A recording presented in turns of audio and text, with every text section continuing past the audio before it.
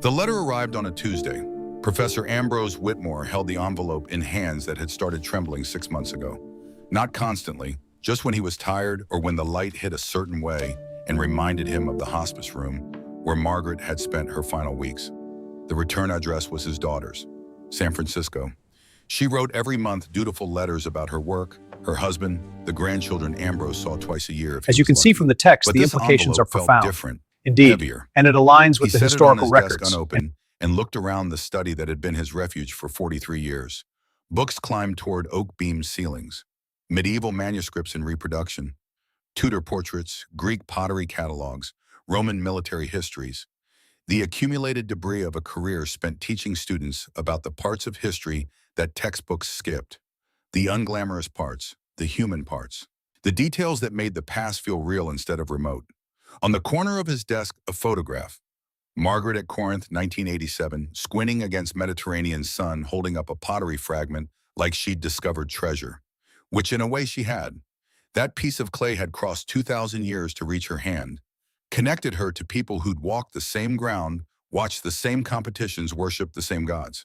She'd kept it on her nightstand for 37 years, until the hospice staff had boxed up her possessions and Ambrose had brought everything home to a house that echoed with absence. He'd put the fragment on his desk. Couldn't bear to have it in the bedroom. Couldn't bear to put it away. The letter sat beside it waiting. Ambrose Whitmore was 68 years old, retired from Columbia 3 years ago, widowed for 9 months, and increasingly convinced that the history he'd spent his life studying was trying to tell him something he'd been too dense to hear. He opened the letter. "Dad, we need to talk about your living situation. Tom and I have been discussing it, and we think it's time you considered moving closer to us, or at least into a community where you'd have support. The house is too big for one person. You're isolated out there. I know you love the study, love your books, but maybe it's time to think about what comes next. We could find you a nice place near us. The grandkids would love to see you more often. Please think about it. Call me." Love, Sarah. Ambrose set the letter down carefully as if it might detonate. What comes next? As if he hadn't been thinking about exactly that every day since Margaret died. Every morning waking to an empty house. Every evening making dinner for one. Every night sitting in this study surrounded by books about people who'd been dead for centuries, wondering what the point was of knowing so much about the past when you couldn't do anything about the present. He stood. His knee protested. 68 wasn't old, not really, but his body was starting to collect small betrayals. The trembling hands, the stiff knee, the way his eyes needed more light than they used to. He walked to the window. November afternoon, early dusk already gathering. His garden showed the exhaustion of autumn. Dead leaves, bare branches, everything preparing for winter dormancy. Like him, he supposed. He'd been preparing for dormancy since Margaret died, going through motions, eating because he was supposed to, sleeping because the alternative was staring at ceilings, existing because stopping seemed like more work than continuing.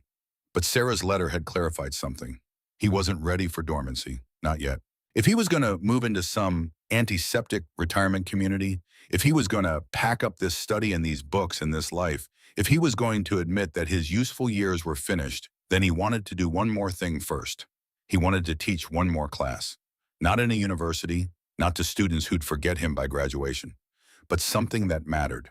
Something that would justify all these years of accumulation. Something that would answer the question Margaret had asked him 3 weeks before she died. What was it all for Ambrose? All this knowledge, what are you going to do with it? He told her he didn't know. She'd smiled. The morphine made her smile soft, distant. Then figure it out, before you run out of time. Ambrose turned from the window, looked at his desk, at the books, at the pottery fragment that had survived empires and wars and centuries to end up in Margaret's hand, then his.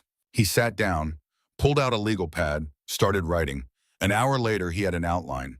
12 lectures, the invisible history, the parts no one taught because they seemed trivial.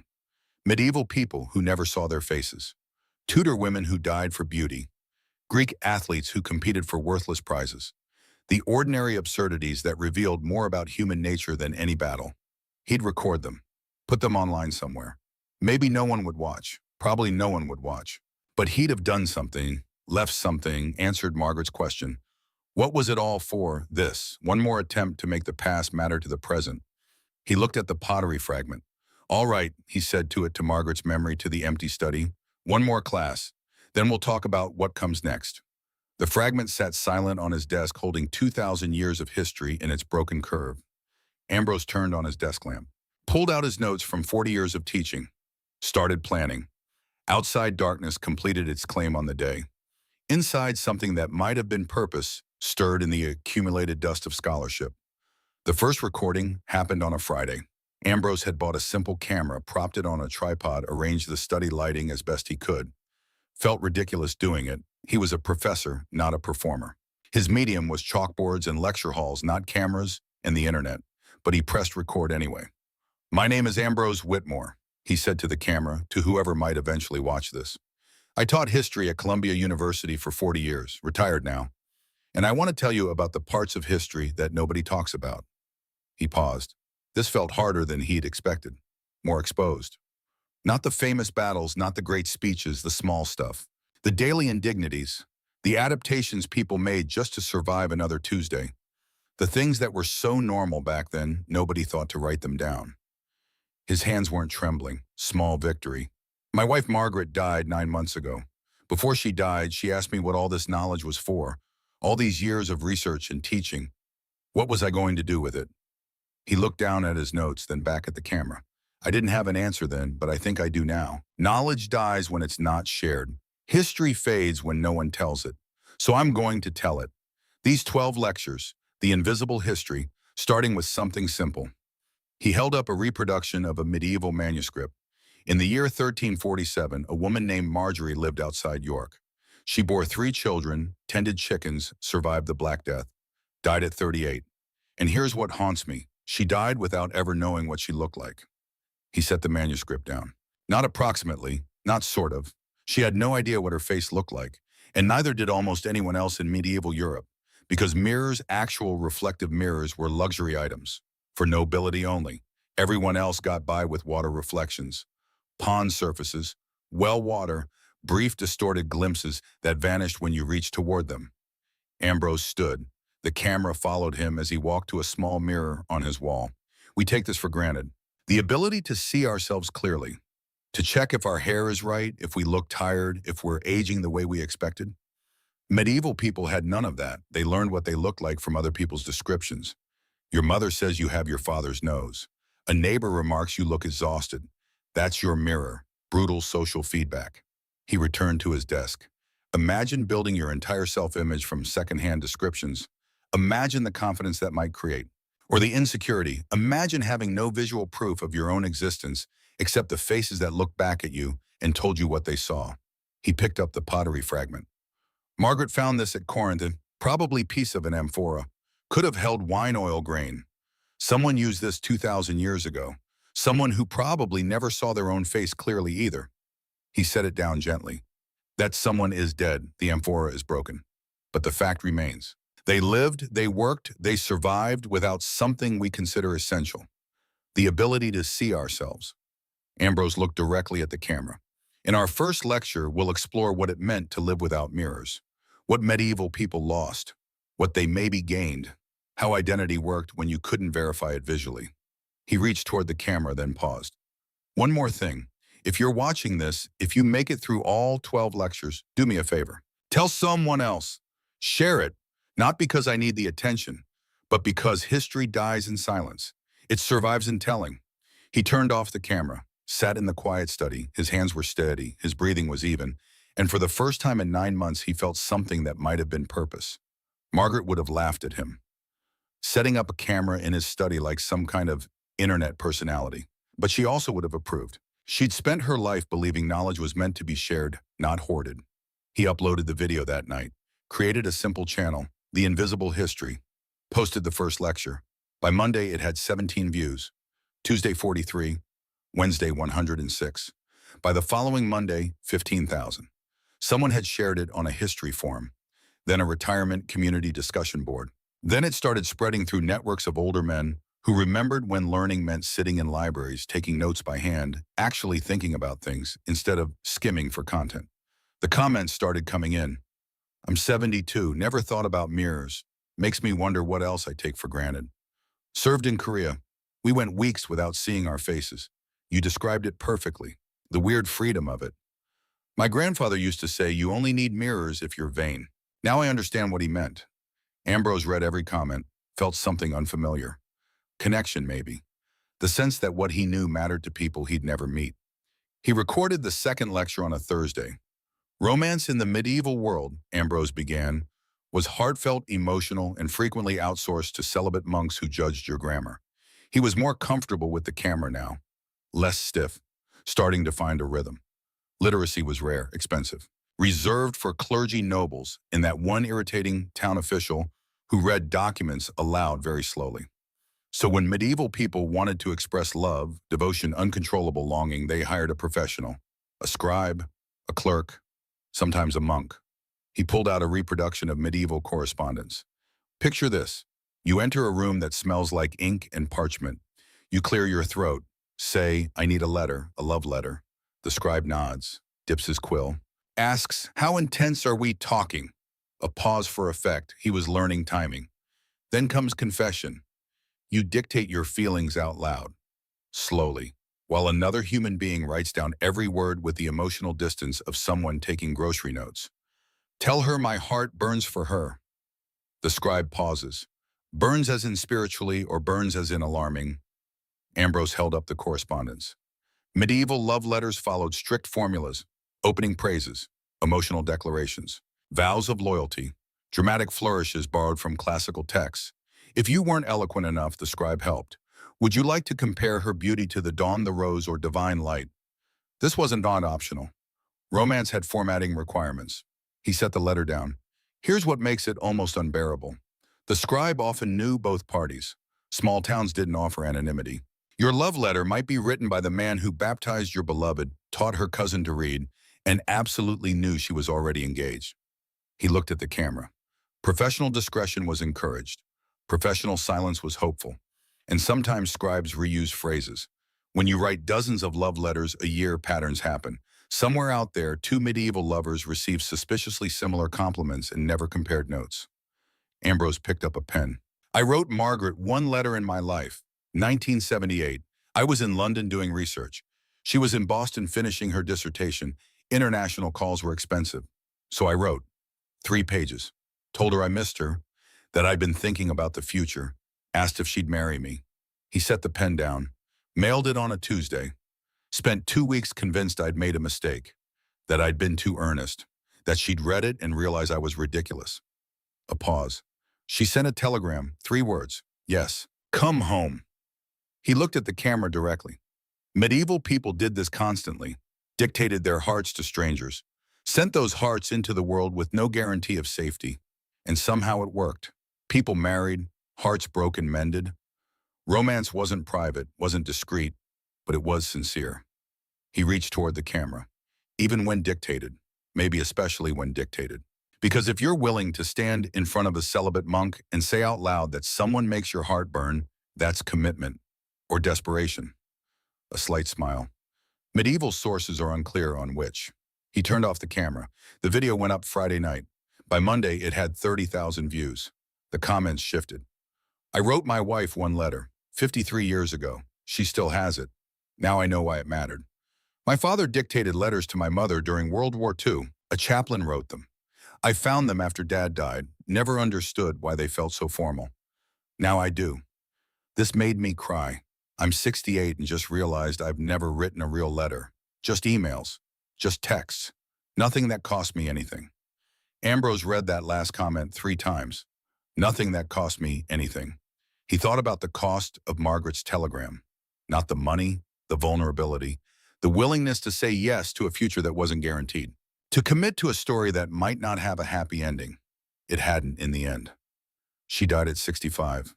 Breast cancer. 10 months of treatment. 3 weeks in hospice. Then gone. But the telegram had been worth it. The letter had been worth it. The 37 years between them had been worth it. He recorded the 3rd lecture with something hardening in his chest. Not grief. Something sharper. Determination. I'm left-handed, Ambrose said to the camera, holding up his left hand. Born that way. In 2024, this means I have trouble with scissors. In 1347, it would have meant I was probably cursed. He'd decided to make this one personal. The Latin word for left is sinister. Right-handedness was associated with order, righteousness, divine favor. Left-handedness was linked to chaos, deception, doing things the wrong way. Literally. He picked up a pen with his left hand. Left-handed children were corrected, trained out of it. Teachers, parents, priests, all encouraging right-hand use. If you stubbornly favored your left hand, it wasn't seen as preference. It was seen as defiance or influence. By the devil, usually. Ambrose set the pen down. Medieval medical theory believed the body was divided into moral halves. Right side, strong, warm, noble. Left side, weaker, colder, prone to imbalance. If something went wrong physically, the left side got blamed. Obviously. He stood, walked to his bookshelf, pulled out a medieval medical text.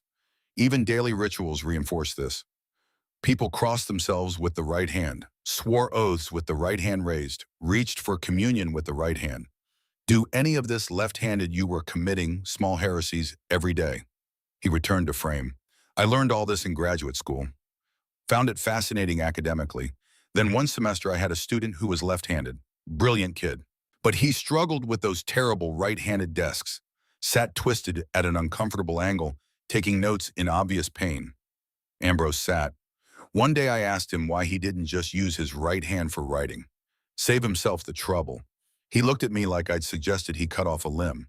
Said, "Professor, this is how I think. Switching hands wouldn't just be uncomfortable. It would be like trying to think in a foreign language." He looked down at his left hand. That's when I understood. For medieval left-handed people, it wasn't about convenience. It was about fighting your own neurology to satisfy someone else's superstition. Every time you reached for bread with the wrong hand, you were committing a small rebellion. He looked back at the camera. Despite the correction, the suspicion, the medical theory, the religious pressure, left-handed people persisted. Worked, fought, wrote, cooked, survived. Many learned to switch in public, revert in private. Medieval code switching. But for hands. A pause. If you were left-handed in the Middle Ages, you weren't evil. You weren't cursed. You were just living in a world deeply offended by your coordination. He flexed his left hand. I'm grateful I was born in 1956 instead of 1356. Small mercies. He turned off the camera. This one felt different, more vulnerable. He'd put himself in it, not just his knowledge, but his experience. The video went up Tuesday. By Thursday, it had 50,000 views. The comments surprised him. Shema, I'm left-handed, 71 years old. My teachers tied my left hand behind my back in first grade, forced me to use my right. I still can't write comfortably. This explains why they did it. Doesn't make it right. My son is left-handed. I never thought about what that meant historically. Makes me angry on behalf of every left-handed kid who was corrected. I'm ambidextrous, never fit anywhere. Reading this, I realized my grandmother was probably left-handed, but trained out of it. She could do everything with both hands, but her left was always slightly better. And then buried in the comments one that made Ambrose stop. Professor Whitmore, you said your wife died 9 months ago. Are these lectures how you're processing grief because they're helping me process mine? My husband died last year. Your videos make me feel less alone. Ambrose stared at that comment for a long time. Are these lectures how you're processing grief? He hadn't thought of it that way. But maybe. Maybe that's exactly what this was. Using history to understand the present. Using the dead to make sense of living. He wrote back. Yes, I think maybe they are. I'm glad they're helping you too. Margaret would have liked that. She believed knowledge was meant to be shared, especially when it helps us understand we're not alone in our struggles. He hit send, sat in the quiet study. Something was shifting. The lectures weren't just about history anymore. They were becoming something else. A conversation, a community, people finding connection through shared knowledge and shared grief. He recorded the 4th lecture with tears he didn't try to hide. Medieval people named their tools, Ambrose began, and this time his voice wasn't quite steady. Not as a quirk, not as whimsy, but as a practical response to scarcity and dependence. He stood, walked to the corner where his grandfather's shovel leaned. This belonged to my grandfather. He called it Samuel. I thought that was a joke. It's not. He carried the shovel back to frame. When you own something for most of your life, when it helps you survive winters, dig fields, bury people you love, it earns a name. Axes, plows, knives, cooking pots, all referred to as if they were colleagues rather than property. Ambrose ran his hand along the worn handle. Weapons were especially personal. Swords, daggers, shields had names. Sometimes serious, sometimes affectionate. A blade that protected you in battle wasn't metal. It was a companion. Breaking it wasn't inconvenient. It was tragic. People didn't say my sword snapped. They said I lost him. He set the shovel carefully against his desk. But it didn't stop there. Ovens were named, doors were named, bells were named. If an object was central to survival, it crossed the line from tool to personality. An oven that baked good bread was praised. One that failed was insulted. Loudly, publicly. He sat.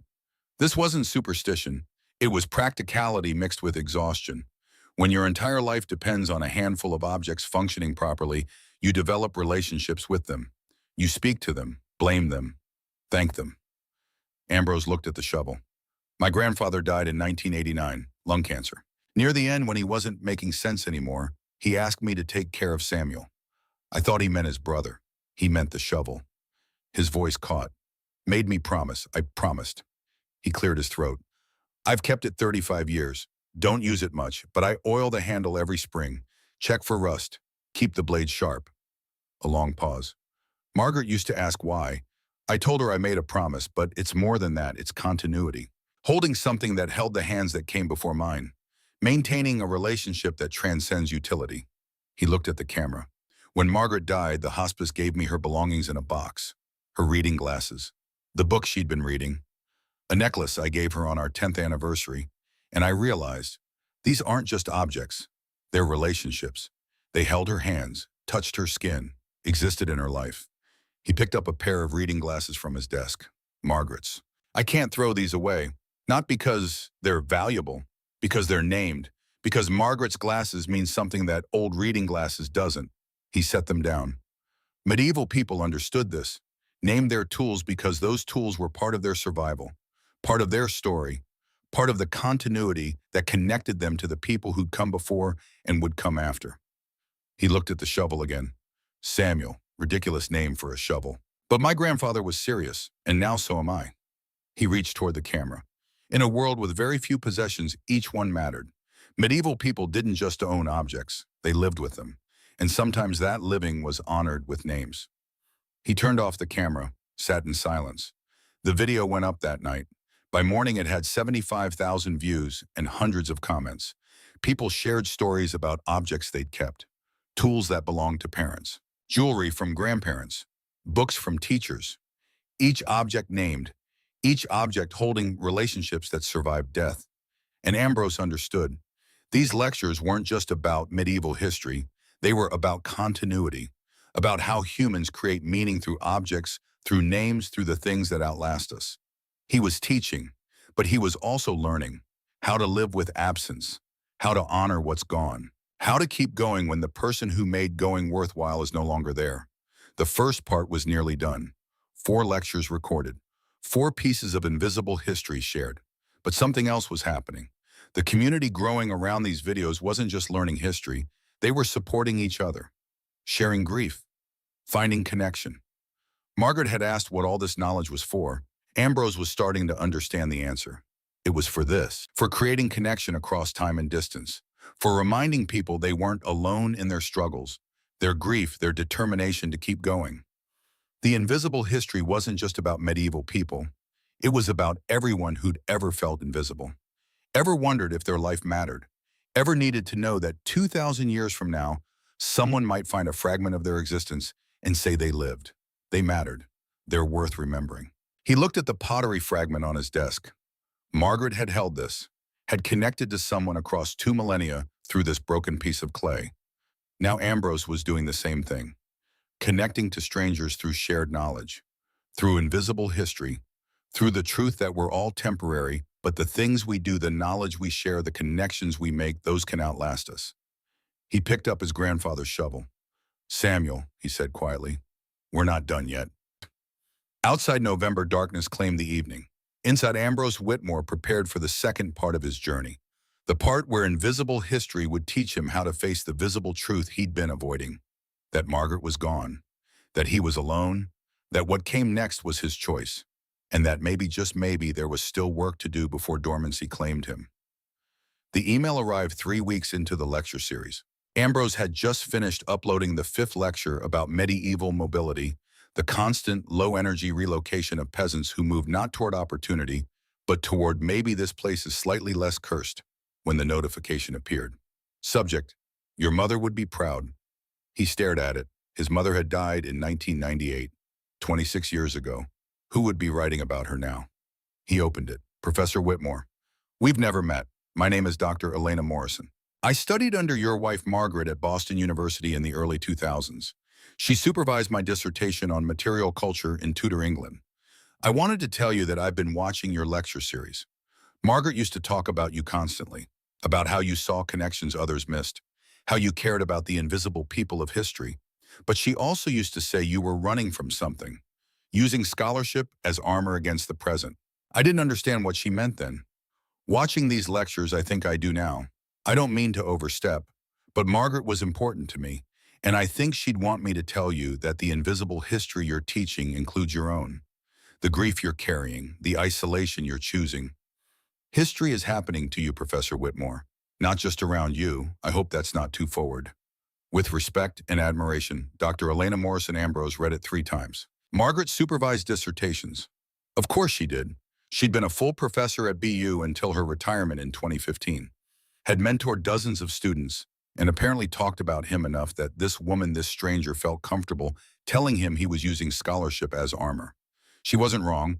He'd been using scholarship as armor since Margaret got sick, buried himself in research while she underwent treatment, prepared lectures while she went to appointments, organized his library while she grew thinner, weaker, less herself.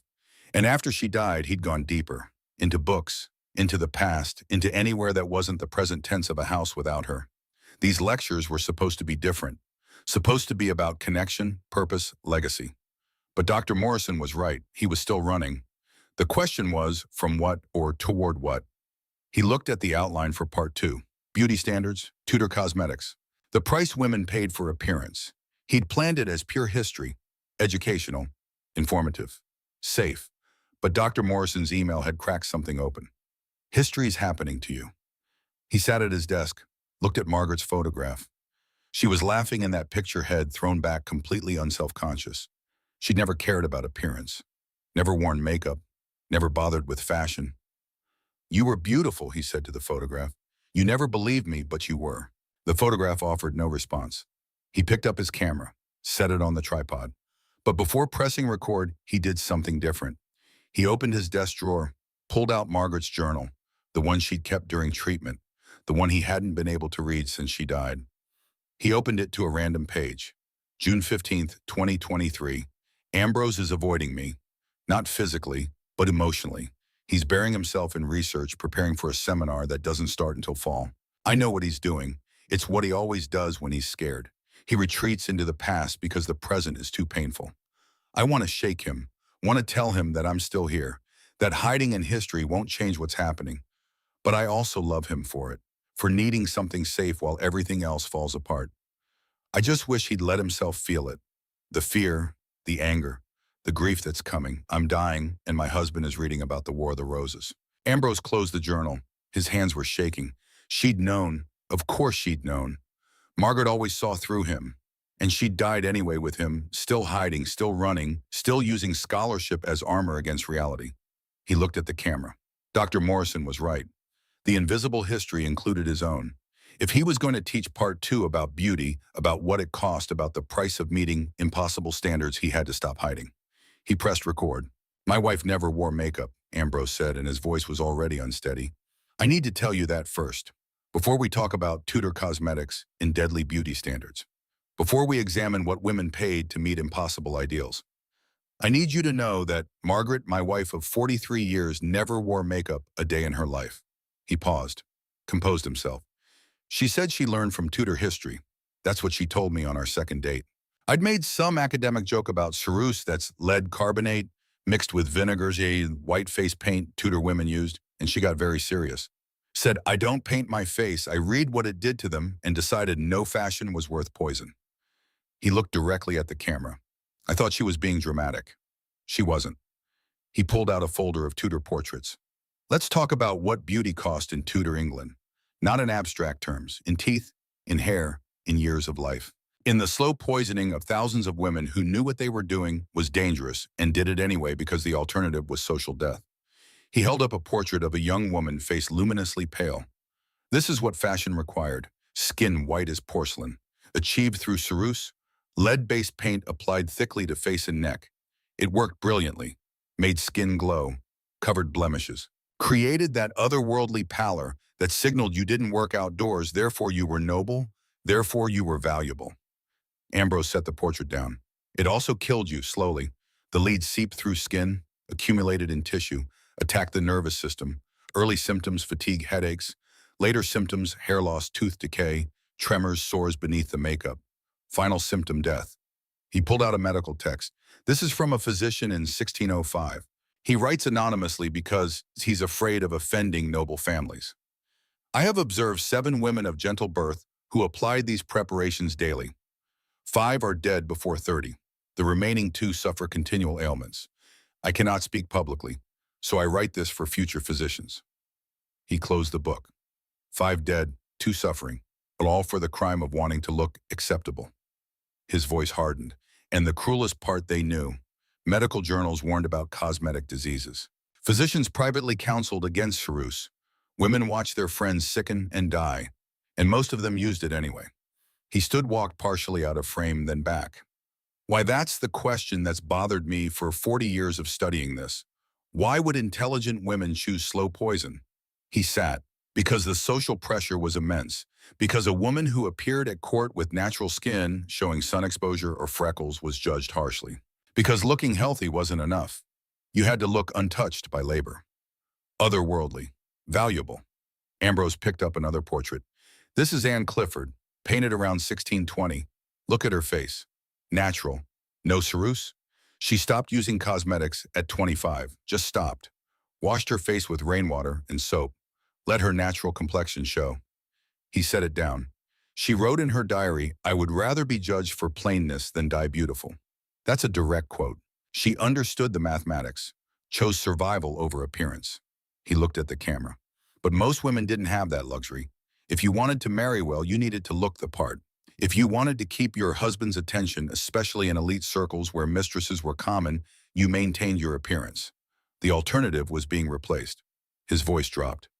So they chose poison, chose slow death, chose to meet impossible standards because refusing them meant social death, which felt worse than physical death.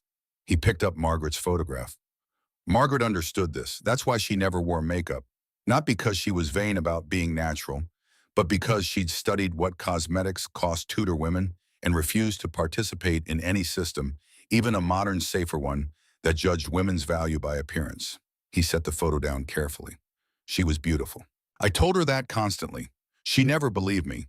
Said beauty was a social construct designed to control women. I said I didn't care about social constructs, I cared about her face. She said I was being deliberately obtuse. A slight smile. We had that argument for 43 years. She never conceded. Neither did I. The smile faded. When she got sick, when the cancer treatment started making her lose her hair, making her thin and exhausted, she looked at me one morning and said, "Now you can't possibly think I'm beautiful." His voice broke.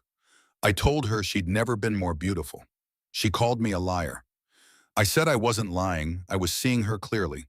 She said, "That's not how beauty works." I said, "Maybe it should be." He wiped his eyes. She died looking nothing like that photograph. Bald from chemo, thin from illness, exhausted from pain. And I looked at her in that hospice bed and saw the same person I'd fallen in love with 43 years earlier. He looked at the camera.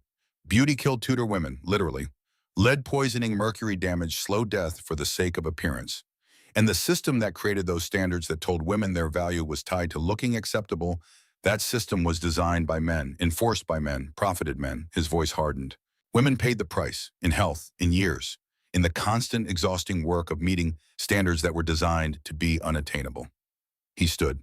Margaret taught me that, not through lectures, but through living, through refusing to participate, through choosing herself over systems. He walked to the window, different blocking. The camera caught him in profile. When she died, people at the funeral talked about how gracefully she aged, how she looked distinguished, how she carried herself with dignity. Like those were compliments. Like she'd achieved something by aging visibly. He turned back. She would have hated that. would have said that commenting on how women age is just another way of judging them by appearance. Another version of the same system that killed Tudor women. He returned to his chair. So yes, let's talk about deadly fashion, about cosmetics that poisoned, about beauty standards that killed.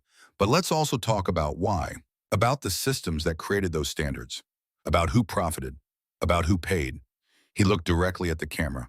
And let's talk about the women who refused, like Anne Clifford, who chose plainness over poison, like Margaret Whitmore, who chose herself over systems. He reached toward the camera, then paused. This lecture is dedicated to my wife, who taught me that beauty isn't about appearance. It's about being seen clearly by someone who matters. And that the only opinion about your appearance that should matter is your own.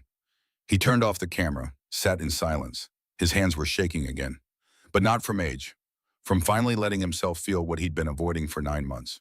The grief, the anger, the absolute unfairness of losing someone who'd taught him how to see. He uploaded the video that night. By morning, it had broken 100,000 views. The comments were different this time. I'm crying at my desk. My wife died 2 years ago. She also never wore makeup. I never understood why it mattered until now. I'm a woman in my 60s. I've worn makeup every day since I was 16. This made me wonder why, who I'm doing it for. I don't have an answer. Professor, I'm sorry for your loss, but thank you for letting us see your grief. It makes the history more real, makes all of it more real. And then from Dr. Elena Morrison, Margaret would be proud. You're finally letting yourself be visible. That's harder than any scholarship. Ambrose stared at that comment for a long time. Letting yourself be visible. He'd spent 9 months hiding, in books, in the past, in scholarship that kept him safely distant from the present. But these lectures were changing that, forcing him into visibility, making him confront not just Tudor history, but his own. He recorded the next lecture 2 days later. Queens' bodies weren't private, Ambrose began. When you married a king, your body became public property. Every feature examined, every change interpreted, every failure potentially fatal. He was calmer now. The grief from the previous lecture had settled into something else. Determination, maybe. Let's talk about Anne Boleyn, not the mythology, the reality. She was not conventionally beautiful by Tudor standards. Contemporary accounts make that clear. Dark complexion, wide mouth, long neck. What she had was presence, intelligence, the ability to command attention. He pulled out a portrait. This is a copy. The original is lost. Everything about Anne is mediated through copies, through second-hand accounts, through the violence of her ending coloring everything about her beginning. He set it down. When she became queen in 1533, the surveillance intensified. Her clothes were noted in diplomatic dispatches, her health monitored for signs of pregnancy, her moods interpreted as evidence of fitness for queenship. Ambrose leaned forward, and when she failed to produce a male heir, when she miscarried, that failure was public, documented, used against her. The same body that had attracted the king became evidence of inadequacy. He pulled out correspondence. By 1536, 3 years after becoming Queen Anne's appearance was being described differently. Same woman, same face. But now the descriptions turned cruel. The wide mouth became evidence of a sharp tongue. The dark complexion suggested moral darkness. The long neck was called serpentine. He set the letters down. They executed her on May 19, 1536, age 35. Her crime really was that her body failed to produce sons. Everything else was theater. Ambrose looked at the camera. And here's what connects to everything I said in the last lecture. Anne's body was scrutinized, judged, ultimately condemned, not because of what she did, but because of what it failed to do. Produce the right kind of heir. Meet the biological requirements of queenship. He stood. Her daughter Elizabeth learned from this. When Elizabeth became queen, she took control of her image with absolute authority. Commissioned portraits showing her ageless. Wore makeup so thick it was essentially a mask. Refused realistic portraits late in life. Created an icon instead of a woman. He pulled out an Elizabeth portrait. This is from 1588. She was 55. Look at this face. It's not a face. It's a symbol. Carefully constructed image of eternal majesty. By this point, Elizabeth dictated exactly how she could be painted. Only certain artists, only certain poses, only certain representations. He set it down. She turned herself into an image that couldn't age, couldn't fail, couldn't be vulnerable. And it worked. She ruled for 45 years, never married, never gave anyone the power to judge her body's reproductive failure. Ambrose returned to his chair. Two women, two approaches. Anne tried to be human and was destroyed for it. Elizabeth became an icon and survived. He looked at the camera. Margaret and I used to argue about Elizabeth. I admired her political skill. Margaret saw her as trapped, said creating an icon meant killing yourself slowly, becoming a mask instead of a person. He paused. Margaret was right. Elizabeth survived by erasing herself, by letting the image consume the person. That's not triumph. That's tragedy in slow motion. He picked up Margaret's photograph. This is what I'm learning through these lectures, that the invisible history includes the cost of visibility. Anne Boleyn was visible, and it killed her. Elizabeth made herself invisible behind an image and survived but lost herself. He set the photo down. Margaret chose differently. She was visible on her own terms, refused to be an image, refused to meet standards, refused to trade herself for acceptance. His voice steadied. She died at 65.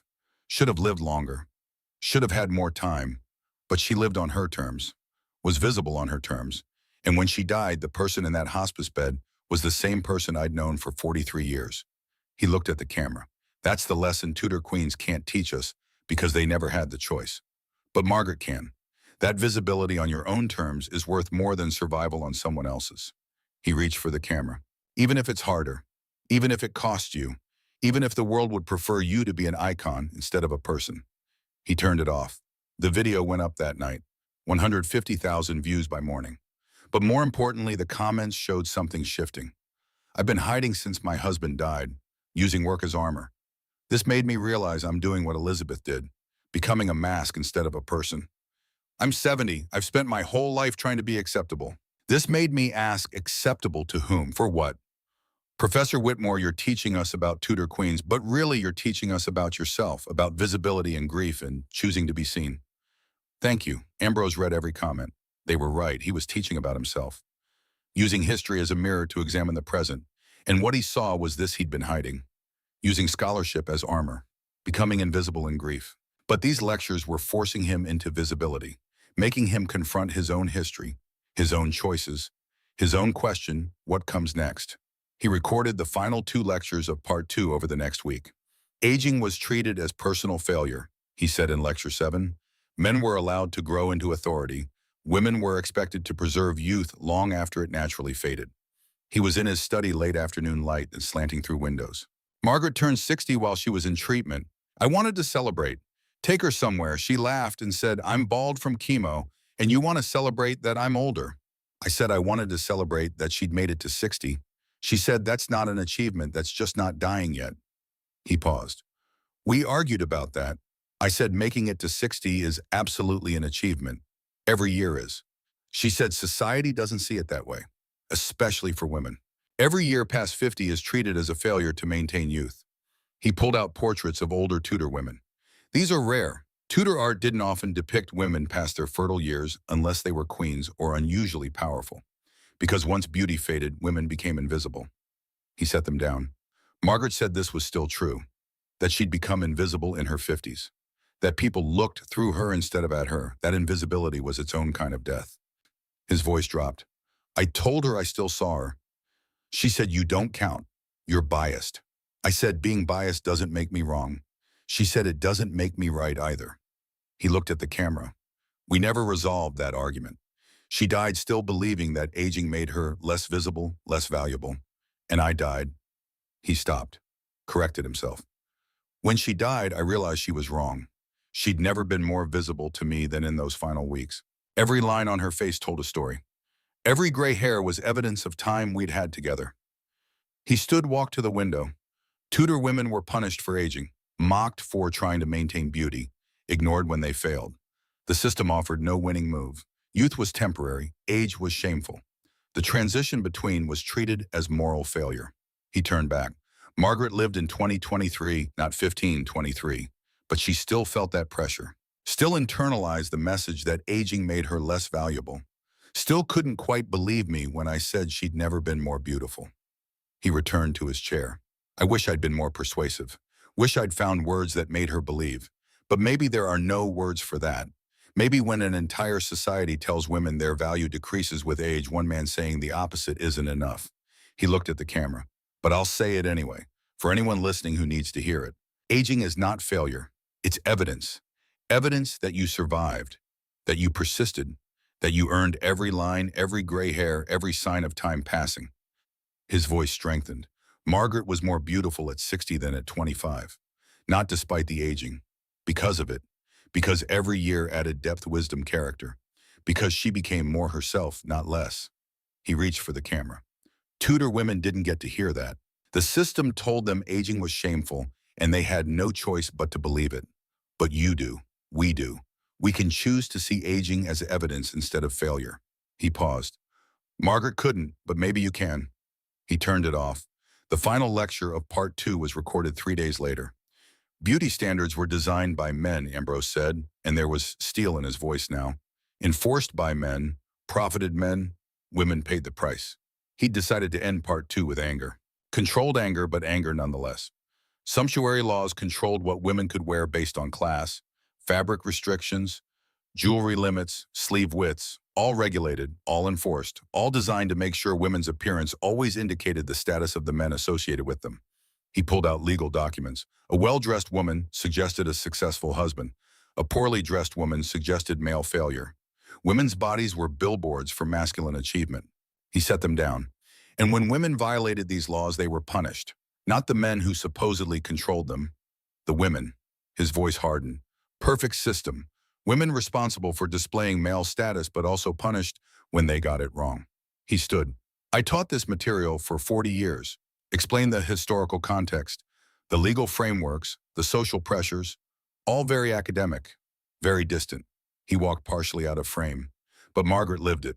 Not Tudor sumptuary laws, obviously, but the modern version. The constant pressure to look acceptable, to dress appropriately, to signal status through appearance. He returned. She hated it. Hated that her appearance was judged. Hated that looking professional meant specific clothes, specific grooming.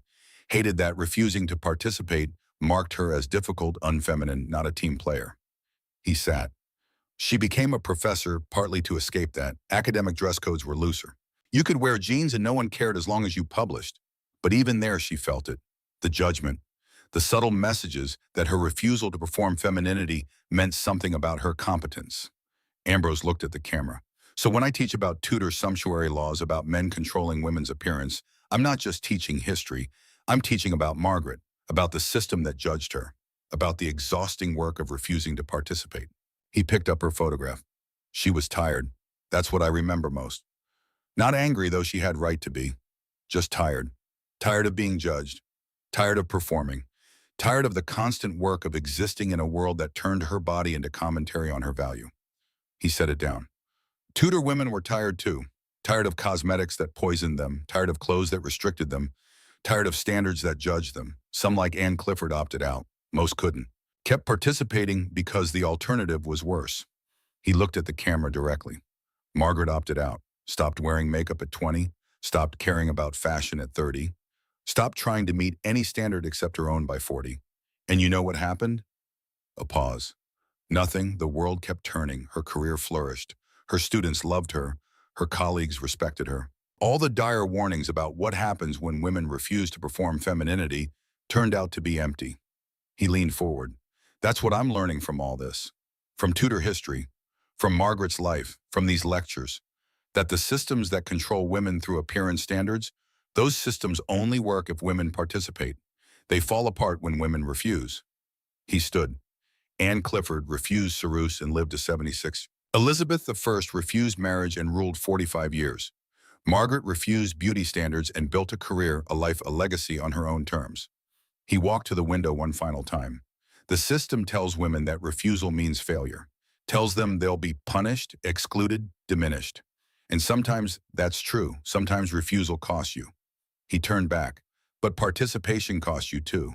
In Tudor England, it cost you your health, your years, sometimes your life. In Margaret's world, it cost you time, energy, the exhausting work of constant performance. He returned to his chair. So choose your cost, because there's always a cost, but at least make it a choice. He looked at the camera. That's what Margaret taught me. That's what Tudor history confirms. That's what I'm trying to share with whoever's listening. He reached for the camera. Systems fall apart when we stop participating. Standards lose power when we refuse to meet them. And beauty, real beauty, the kind that matters, exists entirely outside of judgment. He paused. Margaret was beautiful because she chose herself. That's the only beauty standard worth meeting. He turned off the camera. Part 2 was complete. 8 lectures, from medieval faces to Tudor beauty to the systems that controlled both. But more than that, 8 steps toward visibility, toward confronting his own grief. Toward answering the question, what comes next, he uploaded the final lecture. Within hours, it had 200,000 views. The comments poured in. This whole series has been about your wife. I just realized that. You're teaching us history, but really you're teaching us about love and loss. I'm a woman in my 70s. I wish Margaret had lived to see these lectures. She would have been proud. Professor, when does part 3 come out? Because I need to know how this ends. How you're going to choose to live after everything you've taught us. Ambrose read that last comment multiple times. How you're going to choose to live. That was the question, wasn't it? The one he'd been avoiding, the one Sarah's letter had asked, the one Margaret had asked before she died. What comes next? He looked at the outline for part 3. Ancient competitions, Greek games, Roman wine culture, public spectacle, and private meaning.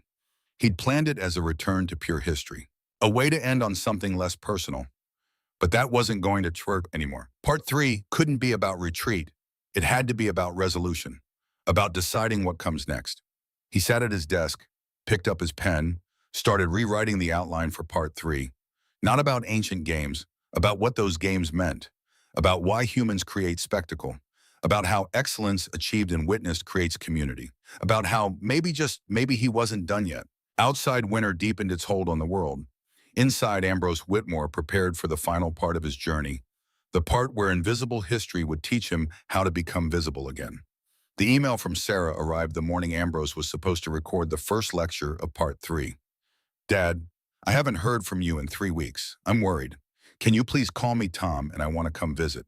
Talk about the future, about what makes sense for you. I know you're busy with your video project. I've been watching them. They're beautiful, Dad, but they also make me sad. You're talking about Mom and everyone. You're grieving in public. Maybe that's healthy. I don't know.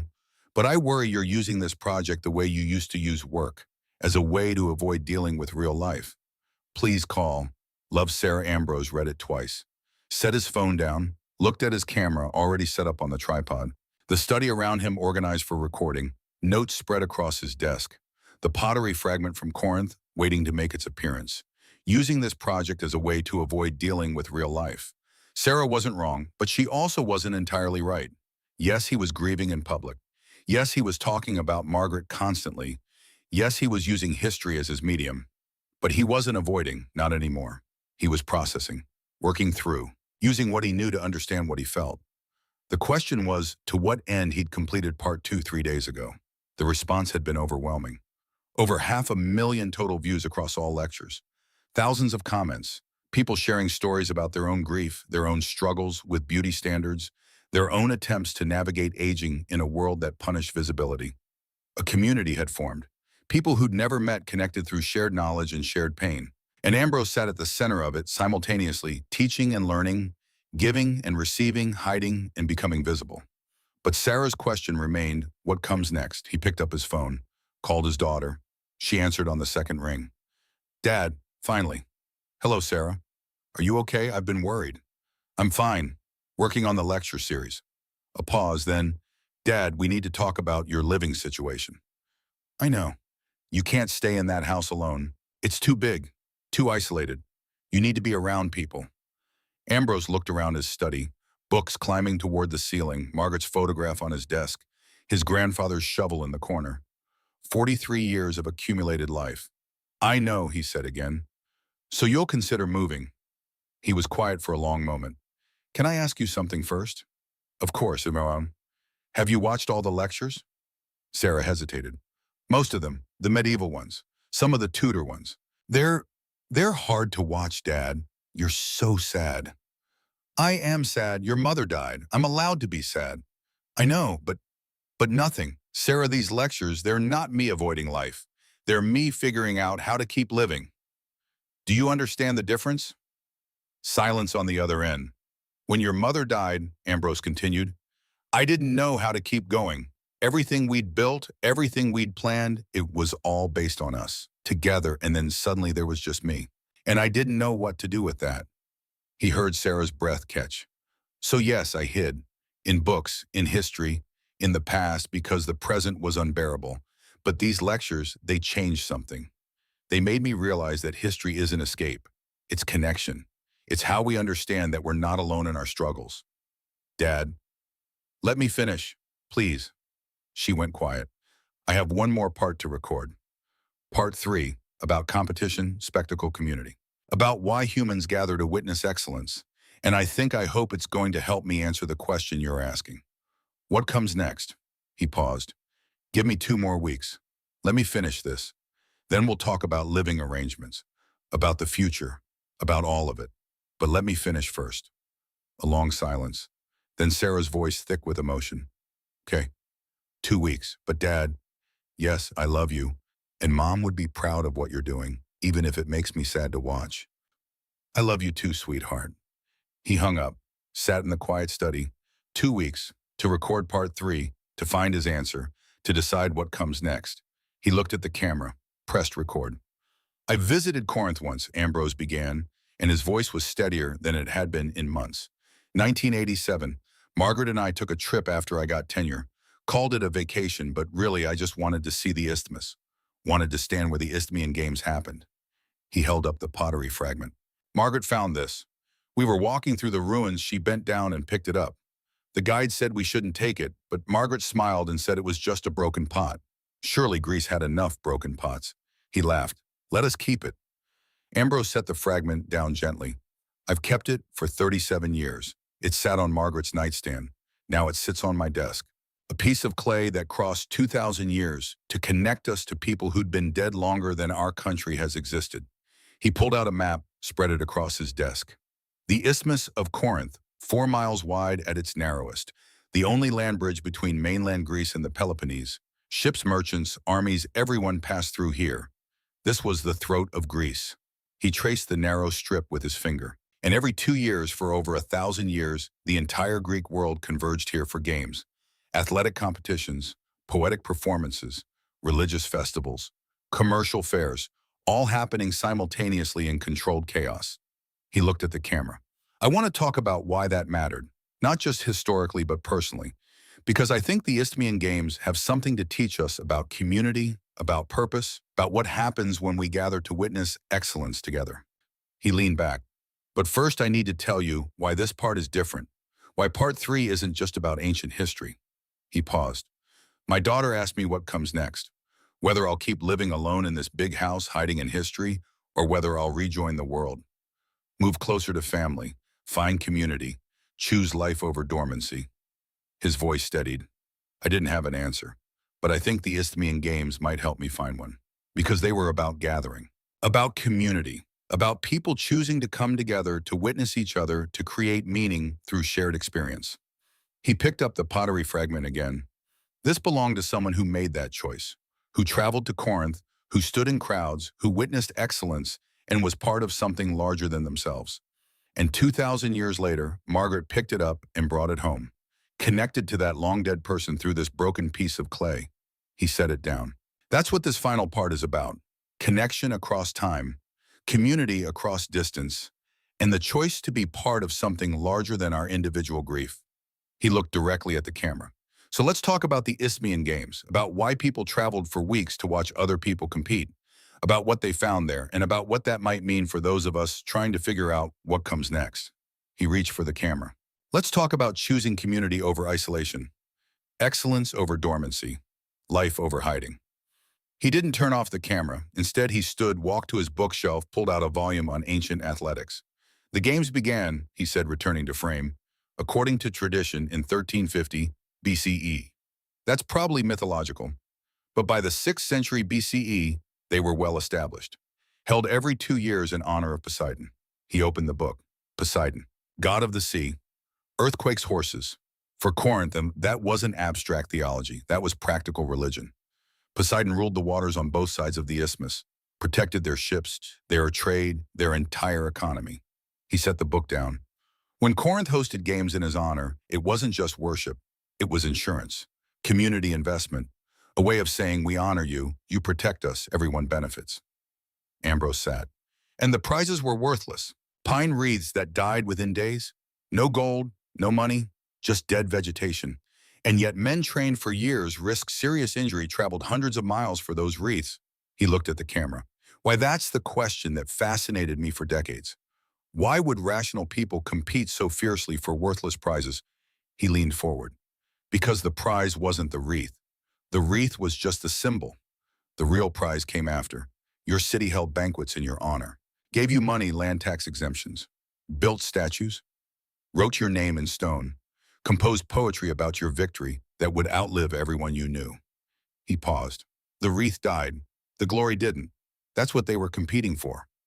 Not the moment of victory, but the memory of it, the way their name would be spoken after they were gone. His voice dropped. When Margaret was dying, she asked me what I wanted to be remembered for. I said my scholarship, my teaching. She smiled that morphine soft smile and said, "That's not what I asked. I asked what you want to be remembered for, not what you've done, what you want to matter." He looked down. I didn't have an answer. Still don't completely, but I think it has something to do with this, with connection, with the way knowledge creates community, with the way teaching, real teaching, is about witnessing each other's humanity. He looked back up. Greek athletes competed to be witnessed, to have their excellence validated by crowds, to become part of a shared story that outlasted their individual lives. He picked up Margaret's photograph. Margaret understood that. She taught because she wanted to witness her students' growth, wanted to be part of their stories, wanted to create connections that would outlast her. He set the photo down, and she did. I got emails after she died from students she'd taught decades ago, people she'd supervised, mentored, challenged, all saying the same thing. She saw me. She witnessed me. She made me better. His voice caught. That's the legacy that matters, not the publications, not the accolades, the witnessing, the connection, the way we make each other better by paying attention. He stood, walked partially out of frame, then back. The Isthmian Games created space for that. Athletes witnessed each other's excellence. Poets witnessed athletes. Audiences witnessed everyone. And in that mutual witnessing, they created community. He sat. I've been hiding since Margaret died, from people, from connection, from the vulnerability of being witnessed. These lectures changed that, forced me into visibility, made me let people witness my grief. He looked at the camera. And you know what happened? Community formed. People shared their stories, their grief, their struggles. We witnessed each other. And in that witnessing, we became less alone. He leaned forward. That's what the Isthmian Games teach us, that excellence matters, yes. But what matters more is the witnessing, the gathering, the choice to be part of something larger than our individual pain. He reached toward the camera. So let's explore that over the next few lectures, how the Greeks created community through competition, and what that might mean for those of us trying to choose life over isolation. He turned off the camera, sat in the quiet study. Something had shifted. He'd said it out loud, admitted he'd been hiding, acknowledged the community forming, committed to finding his answer. 2 weeks, to finish part 3, to decide what comes next. He uploaded the video that night. By morning, 300,000 views. The comments made him cry. We're witnessing you, Professor, and you're making us better. This is what community looks like. People choosing to be present for each other's grief and growth. Please don't stop these lectures. Not because we need the history, because we need the connection. He read every comment, felt the weight of it, the responsibility of being witnessed, the gift of witnessing others. He recorded the next lecture 2 days later. Athletes trained brutally, Ambrose said, spreading ancient training manuals across his desk. Specialized, obsessive. They lived in gymnasia, followed strict diets, worked under coaches who trained under other coaches in unbroken lines going back generations. He picked up one manual. Here's a training regimen for runners. Rise before dawn. Run 10 stages, that's about 1.25 miles. Rest. Massage with oil. Lunch of barley bread, soft cheese, dried figs. Afternoon sprint training. Light run in evening. Meat for dinner. Wine mix 3 parts water to 1 part wine. Sleep. Repeat. He set it down. Every day, for years, or for a competition that lasted minutes. all for a wreath that died within days. He looked at the camera. I used to think that was irrational, disproportionate effort for minimal reward, but I understand it now. He stood, walked to the window. Margaret trained for teaching the way Greek athletes trained for competition. Read constantly, prepared obsessively, thought about pedagogy the way athletes thought about technique. Not because she had to, because she wanted to be excellent. He turned back. I asked her once why she worked so hard, spent so many hours on lectures she'd taught dozens of times. She said, because they deserve my best, every student, every class, every time. He returned to his chair. That's what the Greek athletes understood, that excellence isn't about the reward. It's about the dedication, the discipline, the choice to give your best even when no one would know if you didn't. He picked up another manual. Here's an inscription honoring a wrestler named Sostratus, won the Pancration 3 times. The inscription says he broke his leg in his final bout but finished the match. He won. He never walked correctly again. The crown of pine was worth it. Ambrose set it down carefully. He never walked correctly again, but he won. And 2,000 years later, we still know his name. He looked at the camera. Margaret never walked correctly after the cancer surgery, nerve damage in her left leg. She limped for the last 6 months of her life. But she kept teaching, kept mentoring, kept giving her best. His voice roughened. I asked her why she didn't retire. Take it easy, rest. She looked at me like I'd suggested she stop breathing, said, this is what I am, not what I do, what I am. He paused. So Stratus was a wrestler. Margaret was a teacher. Both understood that excellence isn't separate from identity. It's how we choose to show up in the world. He leaned forward. The training manuals don't just describe physical preparation. They describe a way of life, a commitment to being your best self even when it costs you, even when you're tired, even when you're hurt. He picked up Margaret's photograph. She taught me that, through example, through the way she showed up every day, even when she was exhausted from treatment, even when she knew she was dying, even when it would have been easier to quit. He set it down. The Greeks called it arete, excellence, virtue, being your best self, not for reward, not for recognition, but because that's what being fully human means. He looked at the camera. Margaret had arete. She trained for it, practiced it, lived it, and when she died, her students remembered.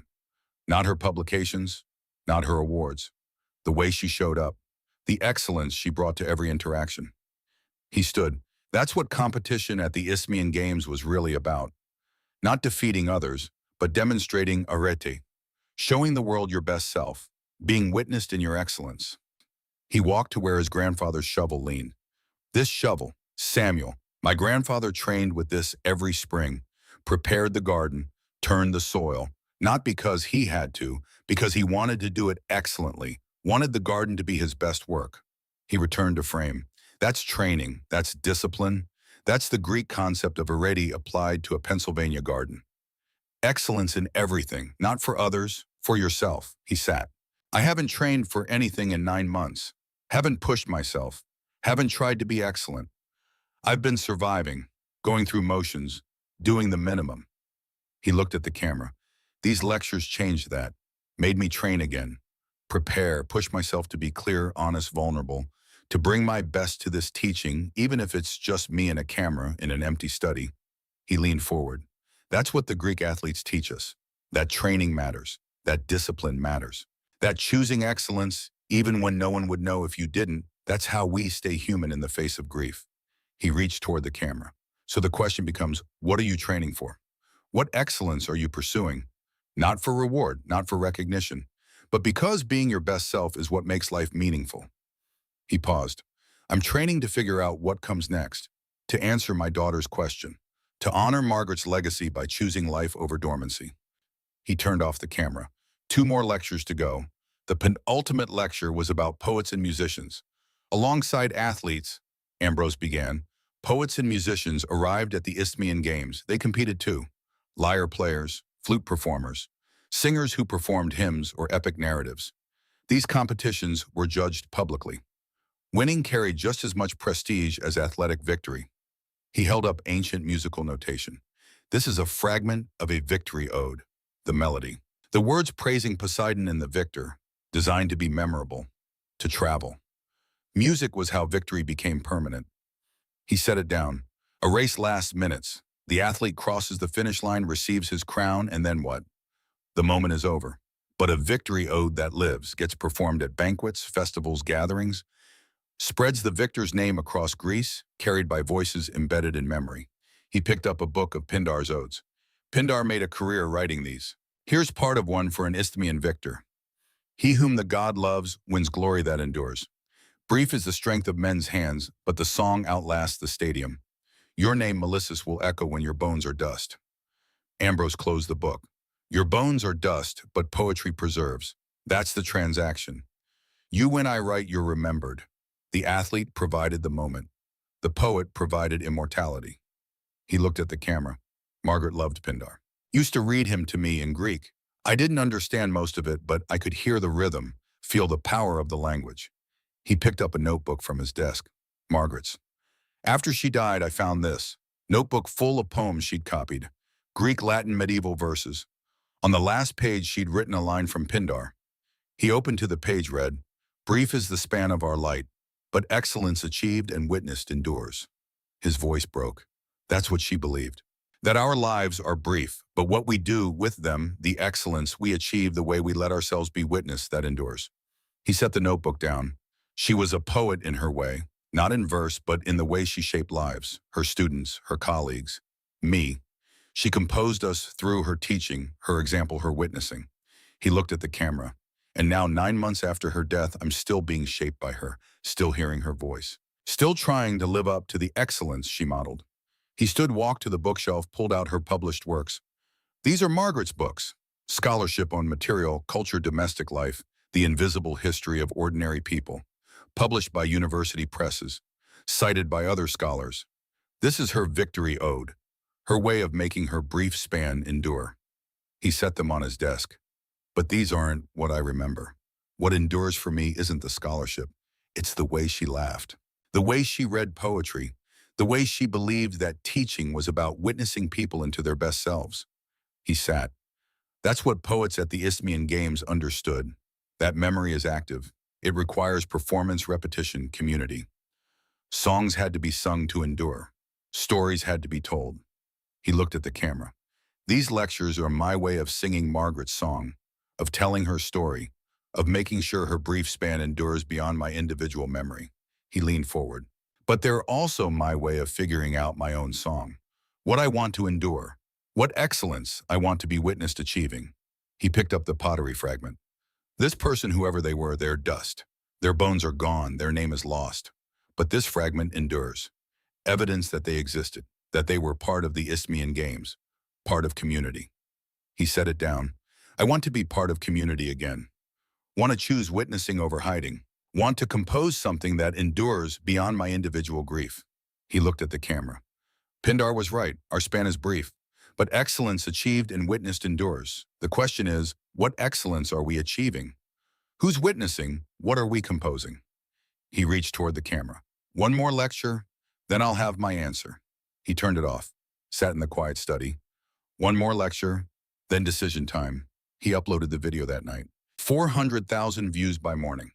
And in the comments, people sharing what they wanted to endure, what excellence they were pursuing, what communities they were choosing. A poet had started a conversation. Margaret would have loved it. The final lecture was recorded on a Sunday afternoon, 2 weeks to the day since Sarah's email. Ambrose sat at his desk, the camera ready. But before pressing record, he did something different. He called Sarah. "Hi, Dad. Hi, sweetheart. I'm recording the last lecture today." "Okay. And I wanted to tell you first, before I say it to the camera, I have my answer about what comes next." He heard her breath catch. "I'm not moving into a retirement community. Not yet. But I'm not staying isolated either." "What does that mean?" "It means I'm going to teach again. Not at Columbia, but somewhere. A community college, maybe. A continuing education program. Somewhere people want to learn about the invisible history." Silence. "And I'm going to volunteer at the library. Maybe a hospice, somewhere I can use what I know to help people." "Dad, let me finish. I'm also going to visit you more. Come to San Francisco. Spend time with the grandkids. Be present instead of hiding." He paused. "But I'm keeping the house and the study and the work, because this is what I am, not what I do, what I am. And Margaret taught me that running from that doesn't honor her memory. Living it does. Sarah was crying. He could hear it. She'd be proud of you. I hope so. I am too. They talked for another 20 minutes, made plans, set dates, chose connection over distance. Then Ambrose hung up, pressed record. This is the final lecture, he began, and I need to start with a confession. These 12 lectures haven't been about history. Not really. They've been about grief, about loss, about trying to figure out how to keep living when the person who made life meaningful is gone. He looked directly at the camera. I've been hiding for 9 months, using scholarship as armor against the present, and these lectures were supposed to be my final project before giving up, before retreating into dormancy. He paused. But something happened. You happened. This community. The comments, the stories, the way we've witnessed each other's grief and growth. That changed everything. He stood, walked to the corner, picked up his grandfather's shovel. This is Samuel. I've mentioned him before. My grandfather's shovel. Named, maintained, kept for 35 years because I made a promise. He carried it to his desk. But it's more than a promise now. It's a connection to my grandfather, to continuity, to the idea that objects can carry relationships across time. He set it down. The Isthmian Games were about that, about creating connections across time through shared spectacle. Athletes competed, poets sang, audiences witnessed. And in that witnessing, they created community that outlasted any individual life. He picked up the pottery fragment. Margaret found this at Corinth, connected across 2,000 years to someone who'd been part of those games, part of that community. He set it down gently. And now I'm doing the same thing, connecting across 9 months to Margaret, across weeks to you, across centuries to medieval people, Tudor women, Greek athletes, all through the act of witnessing, of being present to each other's humanity. He sat. So here's what I learned from the Isthmian Games, from Greek athletes who trained for worthless prizes, from poets who composed songs that outlasted bones, from audiences who traveled weeks just to witness excellence. He leaned forward. I learned that community is a choice, that we create it through gathering, through witnessing, through choosing to be present to each other. That excellence matters not for reward, but because it's how we honor our brief span. That memory endures through active participation, not passive consumption. He picked up Margaret's photograph. And I learned that grief doesn't mean dormancy, that choosing life after loss isn't betrayal, that the best way to honor the dead is to keep living excellently, keep teaching, keep connecting, keep being witnessed. He set the photo down. Margaret asked me what all this knowledge was for. I didn't have an answer then, but I do now. He looked at the camera. It's for connection, for creating community across time and space, for witnessing each other into our best selves, for making sure that our brief span and the brief spans of those we love endure through memory, through teaching, through the stories we tell. He stood. So here's my answer to the question everyone's been asking. What comes next? He walked to the window, looked out. I'm going to keep teaching, not hide in it, but actually do it, at community colleges, libraries, anywhere people want to learn, because knowledge dies when it's not shared. And I'm not ready for that death yet. He turned back. I'm going to volunteer, find ways to use what I know to help people, because witnessing others is how we stay human. He returned to his chair. I'm going to visit my daughter more, spend time with my grandchildren, choose family over isolation. Because Margaret taught me that relationships matter more than scholarship. He picked up the pottery fragment one final time. But I'm also keeping this study, these books, this work, because this is what I am. A teacher, a witness, someone who believes the invisible history matters because it reminds us we're all human, all struggling, all trying to make our brief span mean something. He looked directly at the camera. The Isthmian Games ended in 393 CE, one decree. 1,000 years of tradition finished. The sanctuary at Corinth fell into ruins. The athletes stopped coming. The poets stopped singing. The community dispersed. He set the fragment down. But the idea survived, that humans need spectacle, need to gather, need to witness excellence together, need to create meaning through shared experience. He leaned forward. This lecture series is my Isthmian Games, my way of gathering people, of creating community, of witnessing and being witnessed. And it doesn't end here. He smiled slightly. I'm going to keep recording, keep teaching, keep connecting, because that's what Margaret would want. Not for me to hide in her memory, but to honor it by living excellently. He stood one final time. So thank you for watching, for commenting, for sharing your stories, for witnessing my grief and letting me witness yours. You've taught me that community isn't about proximity, it's about presence, about choosing to show up for each other. He walked to where Samuel leaned. My grandfather died never knowing his shovel would teach his grandson how to keep living after loss. Margaret died never knowing her question would lead to this. The Isthmian Games ended never knowing they'd teach a grieving widower how to choose life. He returned to frame one last time. Brief is the span of our light, but excellence achieved and witnessed endures. He looked at the camera. I choose to endure, to keep teaching, to keep connecting, to keep being present. He picked up Margaret's photograph. This is for you, Margaret. All of it, the lectures, the community, the choice to keep going.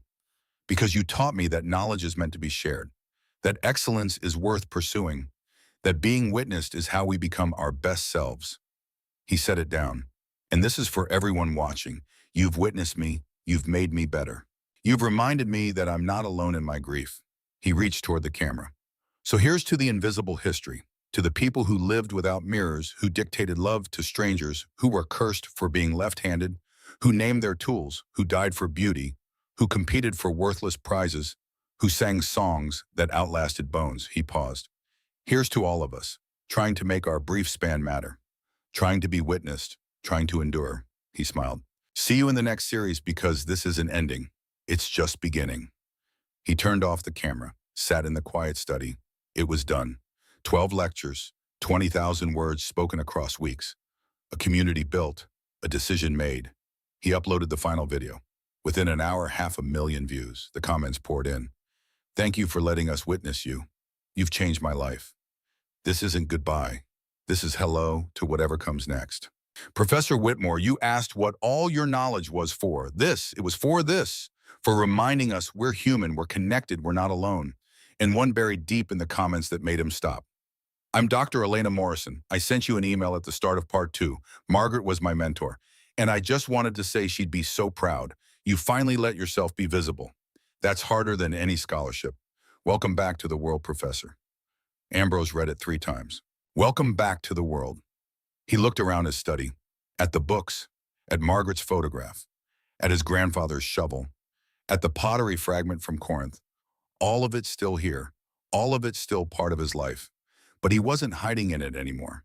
He was using it to connect, to teach, to witness and be witnessed. He picked up his phone, texted Sarah, "The last lecture is up. I'm ready to visit. When works for you?" Her response came immediately. "Anytime, Dad. Anytime. We love you." He set the phone down, stood, walked to the window. Outside, winter was releasing its grip. Early signs of spring, buds on trees, light lasting longer, the world preparing to bloom again. Inside, Ambrose Whitmore felt something similar. Not happiness, not yet, but possibility. The sense that life wasn't over, that there was still work to do, still connections to make, still excellence to pursue. He turned from the window, looked at his study one more time. "Thank you," he said, to Margaret's memory, to his grandfather's shovel, to the pottery fragment, "for holding me while I figured it out." He walked to his desk, opened his calendar, started making plans. Community college teaching opportunities to research, hospice volunteer programs to investigate, flights to San Francisco to book, a new series to outline, maybe something on Roman daily life, or medieval commerce, or the invisible history of grief across cultures. There was work to do. There was always work to do, but now, for the first time in 9 months, he wanted to do it. Not to hide, but to connect. Not to avoid the present, but to use the past to illuminate it. Not to be alone, but to create community. Brief is the span of our light, but excellence achieved and witnessed endures. Ambrose Whitmore closed his notebook, turned off his desk lamp, left the study. Tomorrow he'd start planning the next series. Tonight he'd call his daughter back, talk to his grandchildren, be present, because that's what Margaret would want. Not for him to stop grieving, but to keep living while he grieved. Not for him to forget her, but to honor her by being his best self. Not for him to hide in history, but to use history to rejoin the world. He walked through his house, too big for one person. Sarah was right about that, but not too big for a person who was choosing to fill it with connection. With students, with colleagues, with family, with the community that forms when we choose to witness each other. He looked at Margaret's photograph one more time, the one in the living room. "I'm choosing life," he told her, "like you taught me, like the Greeks taught me, well, like everyone in the invisible history taught me." The photograph didn't respond, but somewhere he hoped she was proud. He turned off the lights, went to bed. Tomorrow would come, and he would meet it.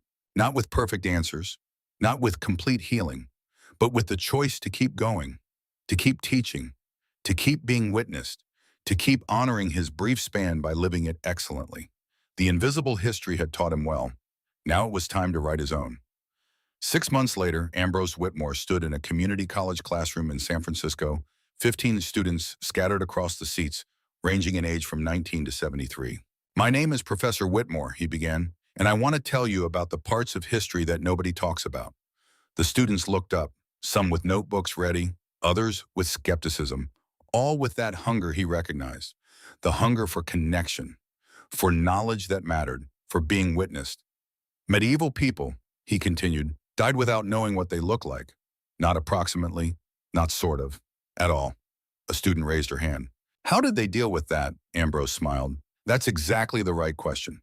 And over the next 12 weeks, we're going to explore it together. Not just the history, but what it teaches us about being human, about connection, about how we create meaning."